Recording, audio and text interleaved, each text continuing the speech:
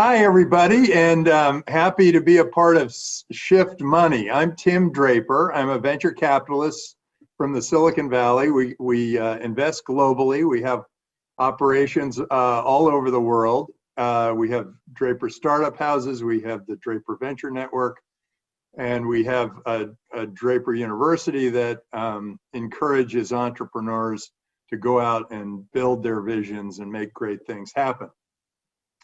My topic for today is all about what does the world look like? What is it going to look like when cryptocurrency becomes standard around the world? And the basic idea is that it's going to be a wealthier world. Everyone's going to be wealthier because if there's a trade of some sort, both parties always benefit from that trade. If I have a farm and you have a house, and we don't do a deal, you die of starvation and I die of exposure. Well, multiply that by the 8 billion people around the world, and that has created a web or a mesh of economic activity that is unprecedented, and it opened up with the internet, and it continues to grow. And so it is always important for us to trade and for all of us to work together and find best ways of operating with each other. But cryptocurrency came along and it changed everything. I've been in the venture business for 34 years, 35 years, and I got the real benefit of first the computer revolution, but then the internet revolution. And the internet opened up the world, and it changed markets as big as communications and information, gaming, entertainment, media, those, and eventually hotels and taxis. That one technology opened up the world. That technology that allowed us all to communicate, spread information, that really changed a lot of the world and how we trade. Well, now we've got a new technology that is just as fundamental, and it's going to affect even bigger industries. Bitcoin and the blockchain and smart contracts, when combined with artificial intelligence and surveillance, actually has the potential to transform the biggest industries in the world. It has the potential to transform not just banking, as Bitcoin's kind of transforming banking, but insurance, healthcare, finance, real estate, government, and healthcare. Did I say healthcare? Anyway. So these industries are about to go through major transformations, and all because of this new technology, these series of new technologies. And in addition, using Bitcoin is potentially going to transform how we account for things, because if it keeps perfect records on the blockchain, then accounting for a transaction is going to already be done, and we won't need the accountant, the auditor, the bookkeeper, and those people can do jobs that are more advanced. Additionally, the smart contracts are going to make it so that all of our contracts are built into software. So there will be far fewer disputes. There will be far less need for lawyers. This is really interesting, because what that means is that the world economy is going to be much more liquid, and it's almost the difference between when they shifted from carrying around shells or gold to carrying around pieces of paper to pay each other. We're going to a whole new sociological, anthropological leap now that we have these new currencies. This is potentially a huge anthropological leap. Long ago, we became tribal. We were all tribal because we'd say, okay, if I draw this line, you don't go over that border, I don't go over that border. We build our worlds and everybody's happy. And if you go over that border, we have a war and it's tragic. Well, once the internet opened the world up, we realized that the people on the other side of those borders were equally, if not more, valuable to us in doing trade. And so we became a global world. And it's interesting to watch governments trying to compete for us, for the entrepreneurs, for the businesses, for the money, for the humans of the world.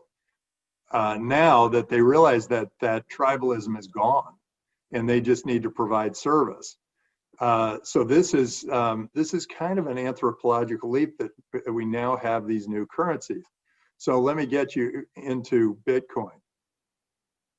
The great thing that I see, I mean, a lot of you see a lot of interesting things with Bitcoin. It's global, transparent, open, frictionless. It's decentralized, so it doesn't have a central force that prints the money. Well, what's really interesting is, let's say you're in Syria and you get driven out of Syria by the military. Well, today, if you do that and you've got a bunch of Syrian cash, you end up in Greece in a refugee camp, and you have Syrian cash, and nobody in Greece is going to take your Syrian cash. But if you had Bitcoin, you could just pull that Bitcoin down and start your life over in Greece.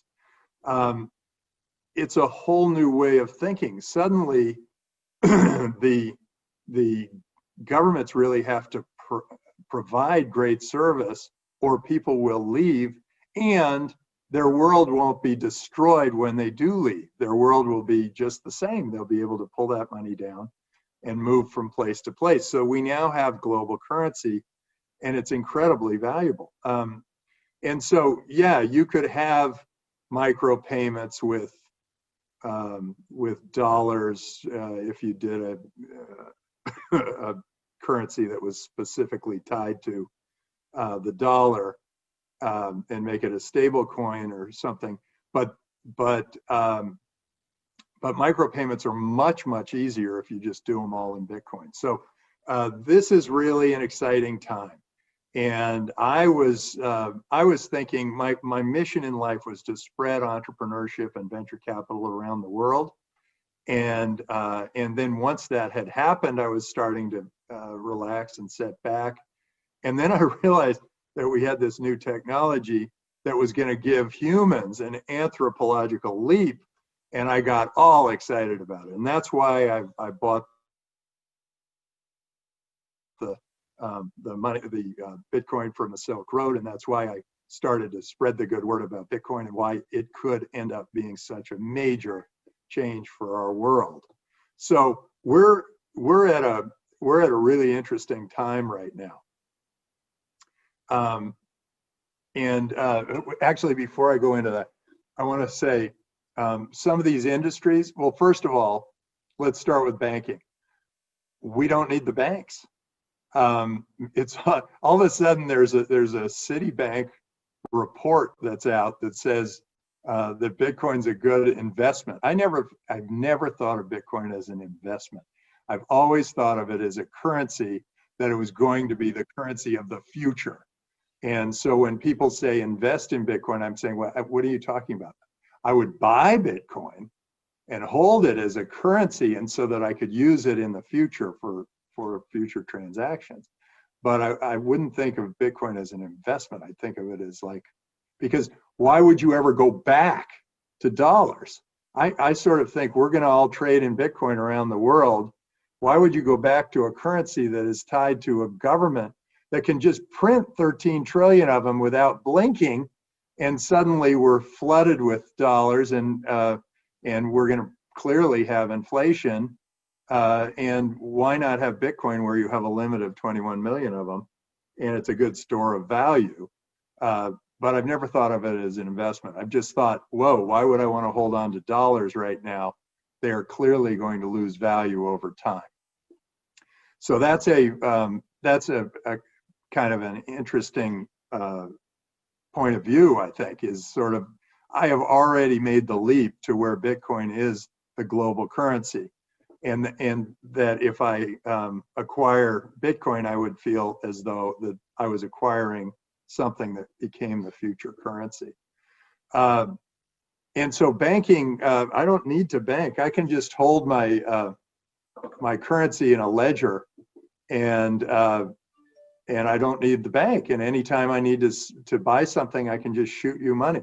By the way, the easiest way for me to send you money right now is through Bitcoin. I can just go, oh, how much do I owe? And then I would just send it right through Bitcoin. If I had to send you dollars, I don't even know where to start. I guess I'd have to call my assistant. She'd have to call the bank. They'd have to set up a wire. That wire would have to go. I mean, this is so much easier. Just like, hey, what's your Bitcoin account? And it's going to be even easier than that, because a company called Unstoppable can give you your name.crypto. And so if I'm tim.crypto, I can put my Bitcoin wallet in tim.crypto, and you can just go tim.crypto, send the money, it's done. People said, oh, well, how can I use Bitcoin? And a lot of the women have asked that question, because only 1 in 14 wallets a year ago were owned by women. Bitcoin wallets were owned by women. Now it's like 1 in 10. But it's because women control 80% of the retail money, the money that's spent in retail.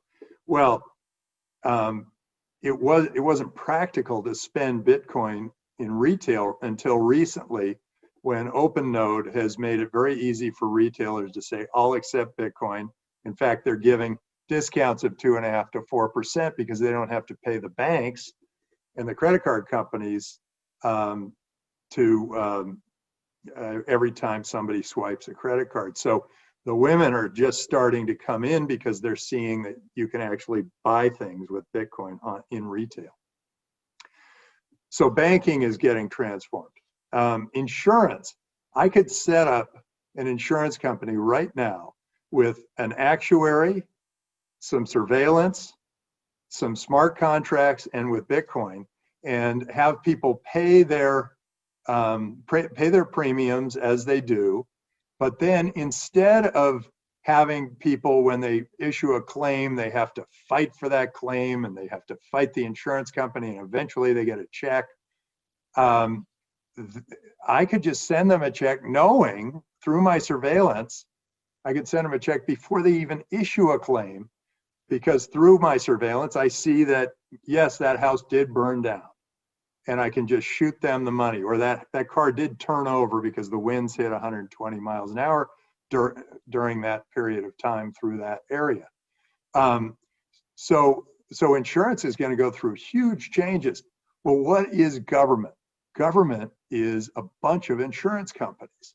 It's your healthcare insurance. It's your workman's comp insurance. It's your welfare. It's your unemployment insurance. It's all these insurance programs all lumped together. There's defense, but that's the border again. That's tribalism, and I think over time those borders are going to dissolve.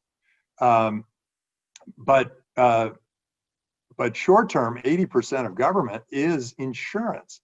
And so if you can set up an insurance company that's that lean, you can provide better insurance than your current government can. And so governments are going to adopt a much cheaper system of insurance, and that will be very valuable. But I think you can start insurance companies 11 miles offshore or up in space or whatever, and they can start providing the healthcare insurance and do a better job of it than your government is doing today. And that means that governments will have less to do, and that they will resist this for a while, but eventually they're going to recognize that, hey, this is a better way to go, let's do it.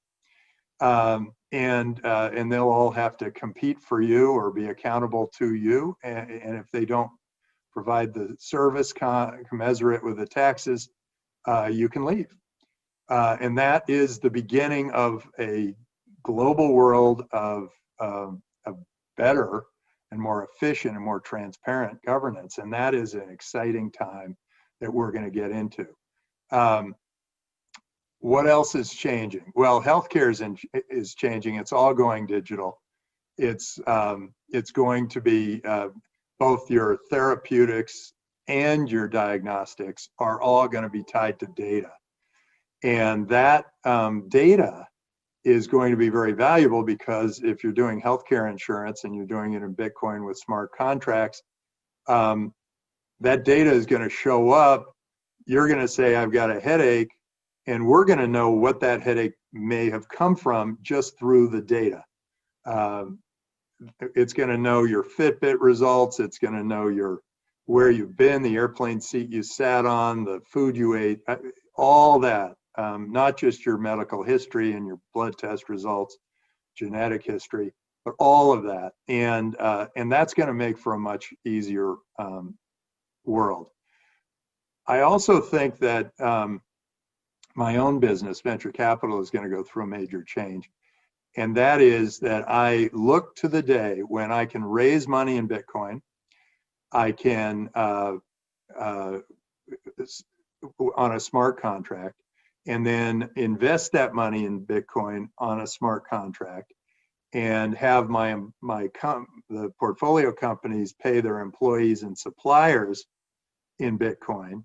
And then all the accounting will be automatically done, and the smart contracts will be fulfilled as companies liquidate or go public, whatever. The smart contract will automatically come in and do the distribution. And same thing would be between us and the entrepreneur. The entrepreneur would always know what their accounting was, because it would all be on the blockchain. And so that will end up being a much better long-term solution. The other thing is taxes. Governments are saying, well, how am I going to get paid if I do this, if I let this happen? And some of you might say, well, why should we pay government? But I think governments do provide some service, and it can be a valuable service. And so I think you just build in taxes, and you build in, and then the government doesn't even have to have an IRS or a franchise tax board or whatever, because the money is just automatically going. It could be based on income, it could be based on transactions, but it could be just built into the blockchain, and then the government runs much more efficiently and effectively. And so I think governance is changing in a big way. And in the countries that are the most advanced with Bitcoin, other cryptocurrencies, the blockchain, smart contracts, are going to be way ahead of the other countries 40 years from now, 30, 40 years from now. Just the way the countries who adopted the internet were way ahead of the other countries that eschewed it. And I think you're going to see some governments trying to pull back and go nationalistic. I think that's a huge mistake, because it just doesn't work, for one thing. Open governments create wealthy societies. That's all there is to it. Open, free, capitalistic governments outperform socialistic, government-controlled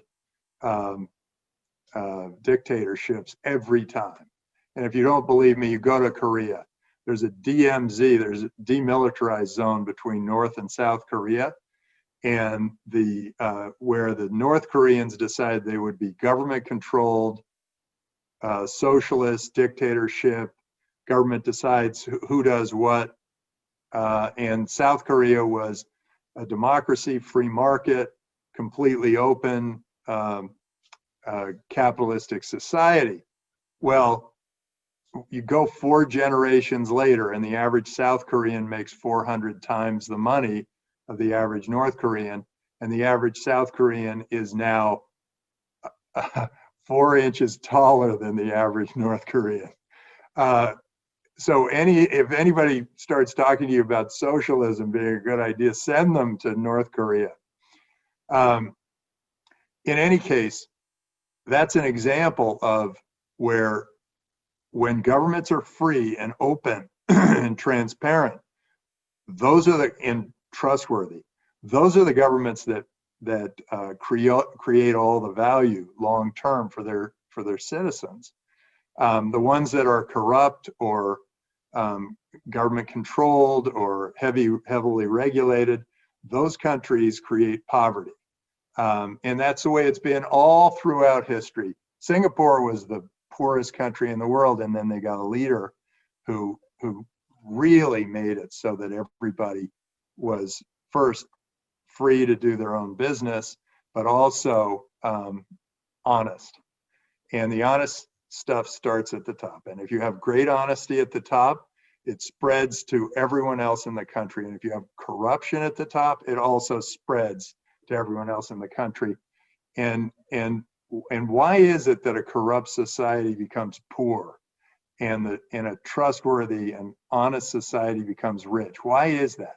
It's because an entrepreneur in an honest society looks and says, I'm going to build something of value, and I know that this honest society will not take it away from me. But in a corrupt society, you build something of value and the government comes and takes it away from you, and suddenly you realize, I have no incentive to build anything. So just keep that in mind as you go throughout the world. And I think that we're really going into a fabulous time. And this got me so excited about getting back and firing up and investing in entrepreneurs. Bitcoin, the blockchain, Bitcoin, other cryptocurrencies, the blockchain, smart contracts have opened up this decentralized new world. It's completely open, and it allows you to innovate in so many different ways.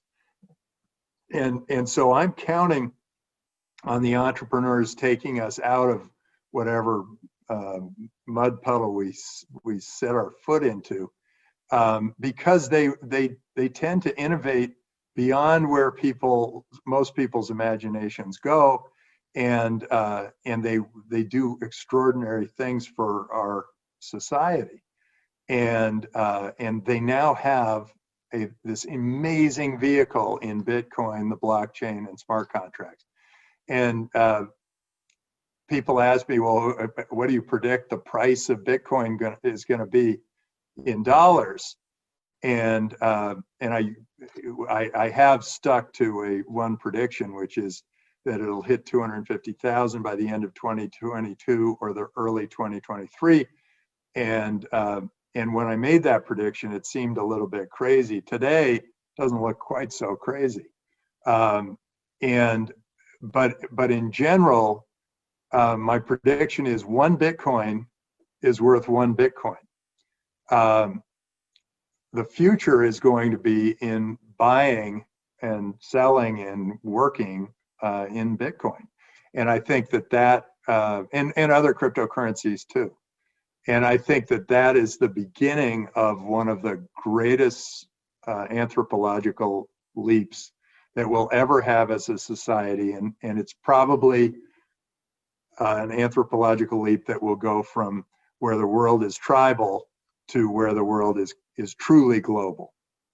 And I think my grandchildren will look back and ask me questions like, what are those booths between Mexico and the US or Canada and the US? And I'll say, oh, that was customs, and that kept people in or kept people out of other countries.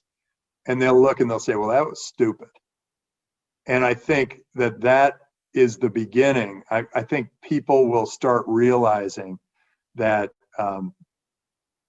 that as long as they can have a piece of land and build something on that piece of land and not have that taken away by the government, that is going to be a way for the world to operate. And all 7 billion of us are going to be far wealthier because all 7 billion of us will have the motivation to build something. So I leave you with that, and thank you all for listening. And I really appreciate the Shift Money group and what they've done. I think banking is going through major transformation because of Bitcoin. I think finance is changing, insurance is changing, healthcare is changing, real estate is changing. All of those, the biggest government is changing, all the biggest industries in the world. And we are in for an amazing ride. So go out there, do something, start something, make something happen. And we, the other 8 billion people on the planet, will appreciate what you've done. And when we discover it in 5 to 15 years. Good. So thank you. And I don't know if this is set up for questions, but I appreciate your time, and go get them.